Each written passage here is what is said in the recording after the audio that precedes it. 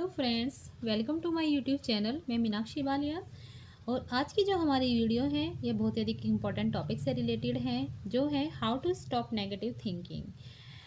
Negative thinking क्या होती है? सभी को पता है कि आज के समय में जो भागदौड़ वाली ज़िंदगी है, सबके जीवन में बहुत सारी परेशानियां हैं, बहुत सारी चिंताएं हैं।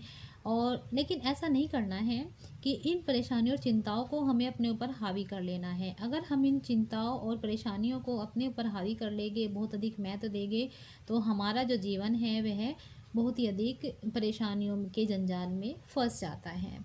जैसा कि आपने देखा है कि जो हमारा मन होता है ना, मन एक तरह का स्टोरेज होता है। जो भी हम देखते हैं, जो भी हम सुनते हैं, जो भी हम पढ़ते हैं, वह अपना हमारे मन के अंदर स्टोर हो जाता है। तो मेरा मानना ये है कि अच्छी बातें सुने, अच्छी अच्छी चीज़ों को देखें और अच्छी पुस्तकें पढ़ें, जिससे कि हमारा जो दिन है वह अच्छा हो। और हमारा दिन अगर अच्छा होगा तो हमारी लाइफ भी अच्छी होगी। धीरे धीरे इसी तरह से हमारी जो ज़िंदगी है यह गुजर जाएगी। आपने सुना होगा कि कहा जाता है कि मन ही सबसे अच्छा दोस्त है और मन ही सबसे बड़ा दुश्मन है। ऐसा क्यों कहा जाता है? ऐसा कहा जाने का भी एक कारण है, क्योंकि अगर हम सही समय पर सही सिचुएशन के अकॉर्डिंग हम करेक्ट डिसीज़न ले लेते हैं तो इट मीन्स मन हमारा सबसे अच्छा दोस्त है। लेकिन कई बार ऐसा होता है कि मन हमारे ऊपर इतना अधिक हावी हो जाता है, मन के अंदर आने वाले जो थॉट्स होते हैं वो इतने अधिक हावी हो जाते हैं कि हम करेक्ट डिसीज़न नहीं ले पाते और हम भटक जाते हैं। इट मीन्स रास्ता भटक जाते हैं और हम जीवन भर फिर परेशान रहते हैं और सुख शांति चैन हमारा सब कुछ ख़त्म हो जाता है। तो मेरा मानना यह है कि ह्यूमन बॉडी के अंदर एक माइंड जैसी भी एक चीज़ है, उसका भी थोड़ा प्रयोग करें। हमेशा अपने सारे डिसीज़न मन के अकॉर्डिंग न लें। अगर आप सारे डिसीज़न मन के अकॉर्डिंग लेंगे तो वह आपको भटका देगा और निश्चित रूप से आप परेशान रहोगे, चिंतित रहोगे, दुखी रहोगे। अगर आप परेशान, चिंतित और दुखी रहोगे ना, तो आपकी ज़िंदगी दुष्कर हो जाएगी। आपने देखा होगा कि बड़े तो कहते ही हैं कि भाई हम परेशान हैं, चिंता में हैं, हमें ये परेशानी है, हम इस वजह से हमें अपना घर बार, अपने बच्चे, अपनी जॉब, इससे संबंधित जो बातें होती हैं उनके कारण हम परेशान हैं। लेकिन इन प्रेजेंट टाइम ऐसा हो रहा है कि जो टीनेजर्स हैं, जो स्टूडेंट्स हैं, कॉलेज गोइंग जो बच्चे होते हैं, वो भी कहते हैं कि मैं बहुत ज़्यादा स्ट्रेस में हूँ। उन्हें किस तरह का स्ट्रेस है? सबकी लाइफ में कोई ना कोई स्ट्रेस, कोई ना कोई परेशानी होती है। उन्हें किस तरह का स्ट्रेस होता है? वे परेशान होते हैं अपनी पढ़ाई को लेकर। उन्हें ऐसा लगता है कि भाई मेरी पढ़ाई अगर अच्छी होगी, मेरे अच्छे मार्क्स आएंगे तो मुझे मेरा बेहतर फ्यूचर होगा, बेहतर फ्यूचर होगा, अच्छी जॉब मिलेगी तो मेरी लाइफ अच्छे से सेटल हो जाएगी। इसलिए बच्चे परेशान रहते हैं अपनी पढ़ाई को लेकर, अपनी जॉब को लेकर, अपने करियर को लेकर।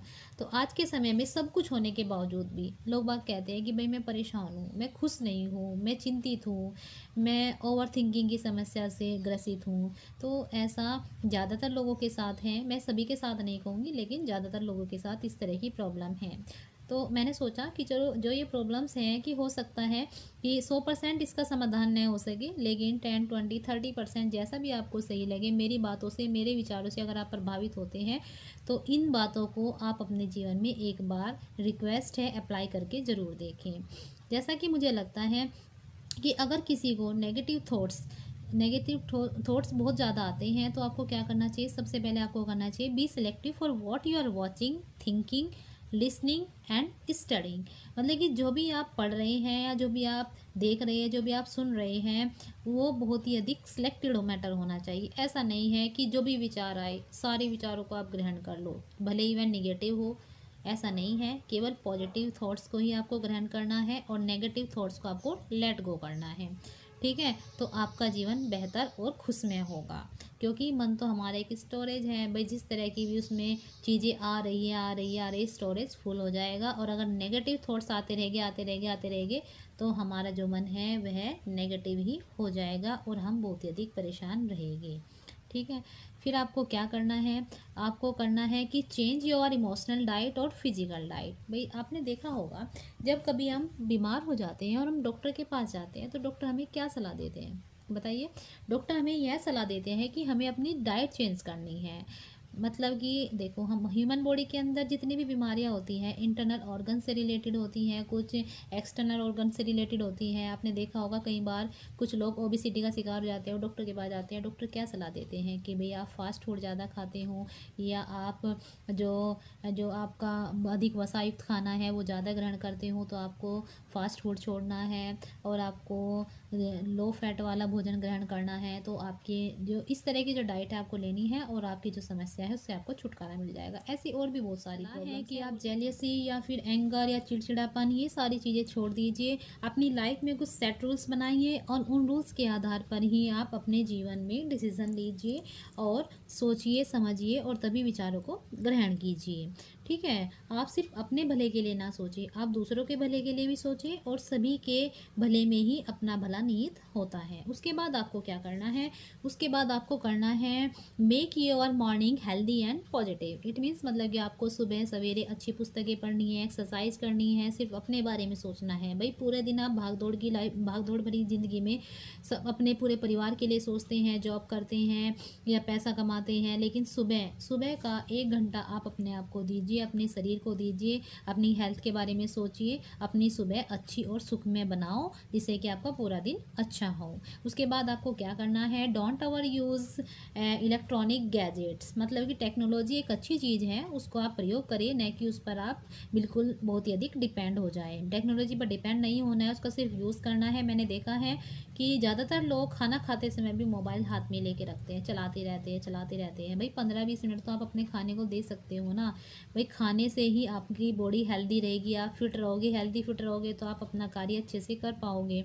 तो मेरी आपसे सलाह है कि आप अपने टेक्नोलॉजी या आपकी जो भी आपकी हैबिट्स है इलेक्ट्रॉनिक डिवाइसेस को यूज़ करने की, चाहे टीवी हो या मोबाइल हो, उसको एक पर्टिकुलर टाइम दे दीजिए, फिक्स कर दीजिए कि उस समय आपको अपना टीवी देखना है या इतने समय आपको अपना फ़ोन चलाना है। तभी आपकी ज़िंदगी चिंता रहित और सुख शांतिपूर्ण होगी। उसके बाद आपको क्या करना है, कम से कम आपको 15 मिनट सुबह के समय मेडिटेशन करनी है। भी आपने देखा होगा वैदिक काल में भी जो हमारे ऋषि मुनि होते थे वो बहुत अधिक ध्यान मुद्रा में लिप्त रहते थे और वो पूरे हेल्दी हष्ट पुष्ट, और उनके विचार बहुत ही अधिक अच्छे और सात्विक होते थे।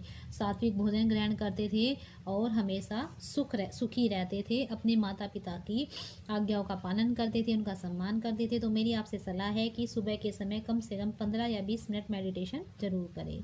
तो मैंने आपको इस तरह से 5 पॉइंट्स बताए हैं। इन 5 पॉइंट्स को अगर आप ध्यान में रखेंगे तो मुझे लगता है कि कम से कम 50-60% तो आप जो आपकी ओवर थिंकिंग है या जो नेगेटिव थॉट्स आपके मन के अंदर आते हैं इनसे आप छुटकारा पा सकते हैं। ये 5 जो पॉइंट्स हैं इनको आप ध्यान में रखिए। कौन कौन से हैं, be selective for what you are watching, thinking, listening और रीडिंग।